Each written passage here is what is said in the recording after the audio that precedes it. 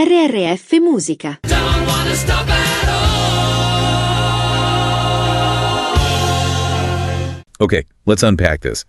We recently got the news that the music world lost a voice and a guitarist whose influence runs far deeper than many casual listeners might realize. Mm-hmm.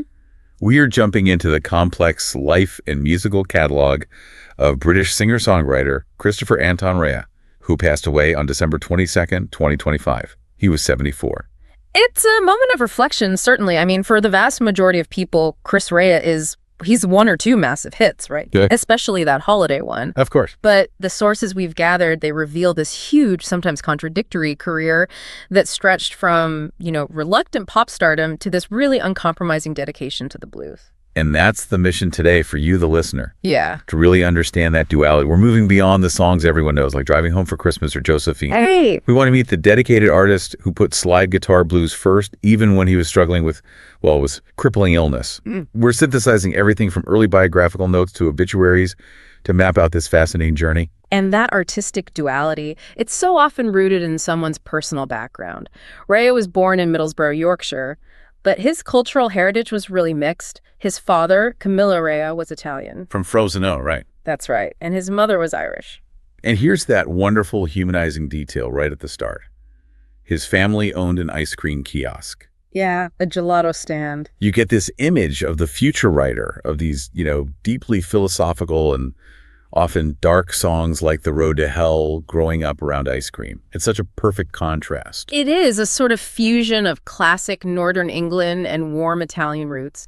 He only started singing and playing guitar in the early 70s, and he formed a band called Magdalene. Ah, and this is a great bit of music trivia. It's a true gem. Magdalene had this kind of revolving door that led to two massive careers. Tell me more about that. This is where it gets really interesting. Well, Rea actually replaced a singer in Magdalene who was just about to become globally famous, David Coverdale. No way, the David Coverdale. The very same. Coverdale left Magdalene because he was chosen to be Deep Purple's new lead singer. So Chris Rea literally stepped into the shoes of a future rock icon. Wow. That makes the struggle that came next even more poignant.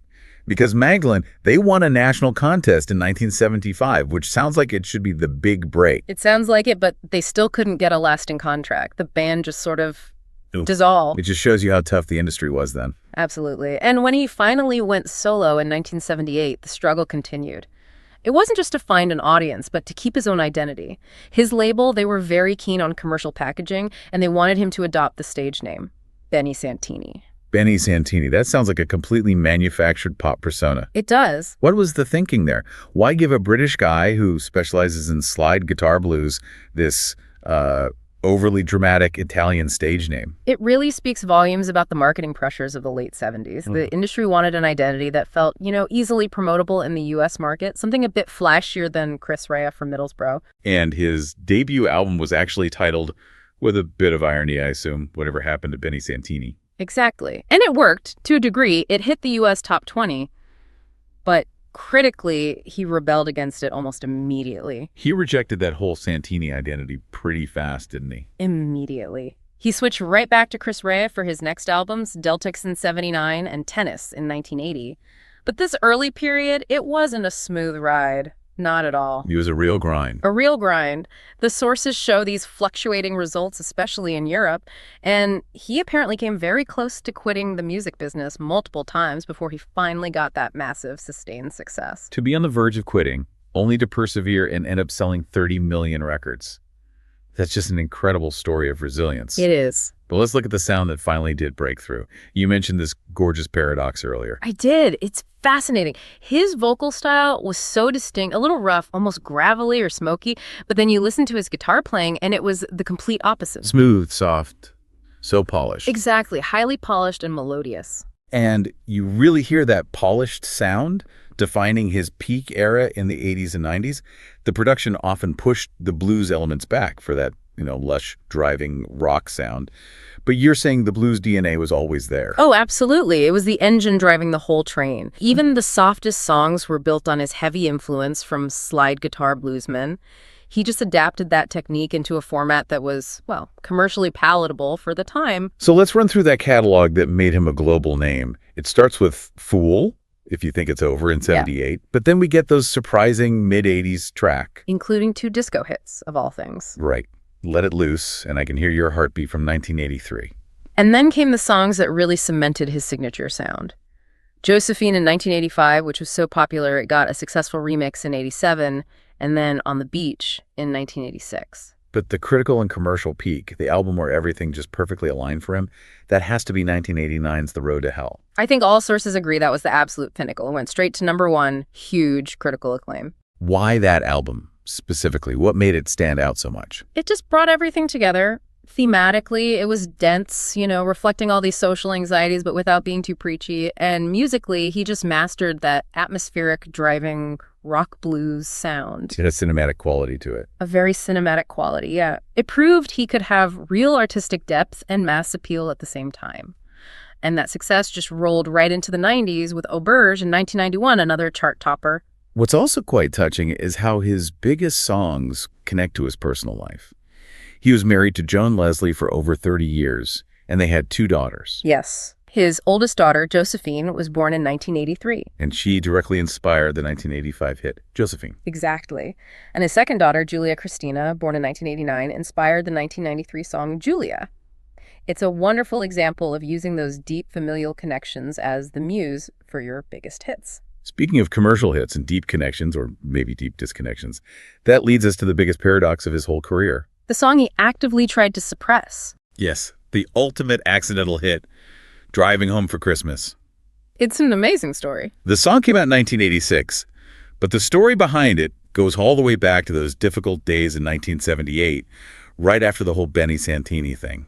Tell us about that. It's a fantastic anecdote. I mean, it really speaks to the struggle he was in. His recording contract had expired, and he'd split from his manager. He was, for all intents and purposes, broke in London. And the ultimate indignity.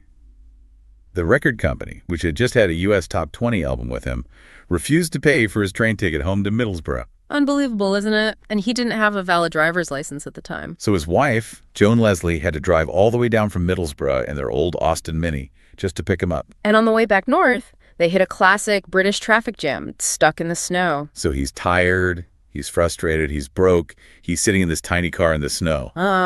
And that's the moment inspiration strikes. Precisely. He looked around at the other drivers, and he said later how sad everyone looked. So to lighten the mood, or maybe just to pass the time, he started joking around, singing the phrase, "We're driving home for Christmas." That is the ultimate aha moment. The song that sounds so warm and polished was born from cold, tired frustration. He literally used the streetlights outside to see the paper so he could jot down the lyrics on the dashboard. It was a completely raw, improvised piece of creativity. And yet, when the label finally wanted to release it 8 years later, he fought them on it. He fought them tooth and nail. This goes right back to that duality we're exploring. By the mid-'80s, Chris Rea was meticulously trying to build a reputation as a serious slide guitar blues artist. Right. He felt a lighthearted Christmas track would just undermine all that credibility. He said he didn't need a Christmas song at that point in his career. But the label knew better, didn't they? It's the song that's just refused to die. Yeah, thankfully for his legacy, they won that fight. It was included on his 1988 anthology New Light Through Old Windows, and its success has just been constant. It was recently back in the UK Top 30. Decades later. So that tension, the reluctant pop star versus the blues purist, that really becomes the story of the second half of his career. Okay, let's make that shift. After the huge successes of the early 90s, he stepped back. A lot of that due to his serious health issues. This was a profound and forced transition. The biographical sources detail this long absence, his struggle with pancreatic cancer, diabetes, ulcers, multiple operations. It was a brutal fight. And when he finally returned to music around 2002, came back with a new sense of purpose. Absolute clarity. His goal was pure jazz blues. And this wasn't a hobby.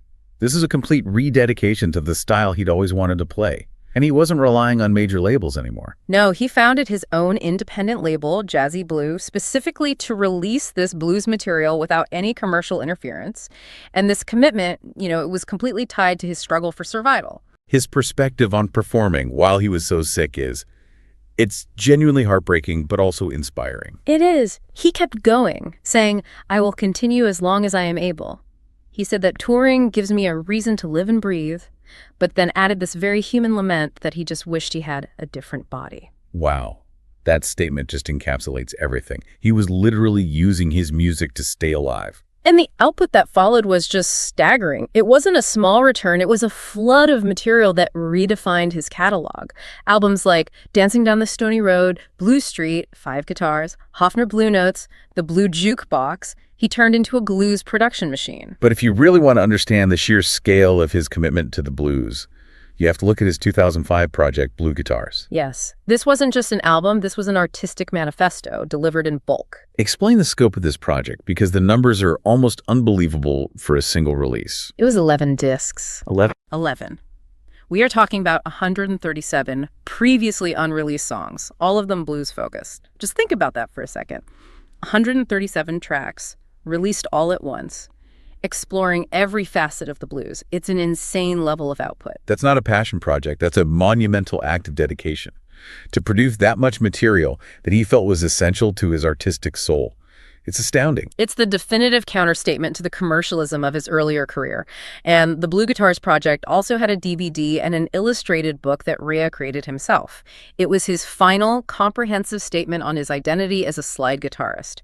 His final studio album, One Fine Day, came out in 2019. But the fight with his body, it continued even after all that creative effort. It did. On top of the long-term cancer and diabetes, he suffered a stroke in 2017, which, maybe unsurprisingly, is what finally pushed him to quit smoking. And his dedication to performing live remained fierce. Right until the very end.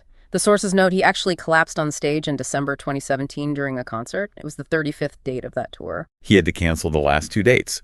That was effectively the end of his touring life. A literal example of him giving everything he had to the stage. He played until he physically couldn't anymore. He died peacefully in a hospital on December 22, 2025, after a brief illness. He was 74. Survived by his wife, Joan Leslie, and his 2 daughters, Josephine and Julia, that live on in his most famous songs. What an incredible career to try and summarize. 22 studio albums, 30 million records sold, a life that spanned being this reluctant pop star and this dedicated blues purist who created a colossal 11-disc opus. His legacy is vast and, like we said, often contradictory. That's what makes it so compelling. Here was a man who spent decades perfecting this very distinct, personal slide guitar style, fiercely protecting his serious artistic persona. And yet, for the vast majority of the public, he is still defined by that singular, highly commercial, almost accidental Christmas song, the one he tried to keep off the shelves. Written in the snow, trapped in an Austin Mini. Exactly. So we'll leave you with this final, provocative thought to consider. We've seen this struggle between commercial success and artistic integrity play out his whole career. When future generations look back at Chris Rea, which world will ultimately define him? Will it be the melodic, mass-market pop star whose hits are named for his children?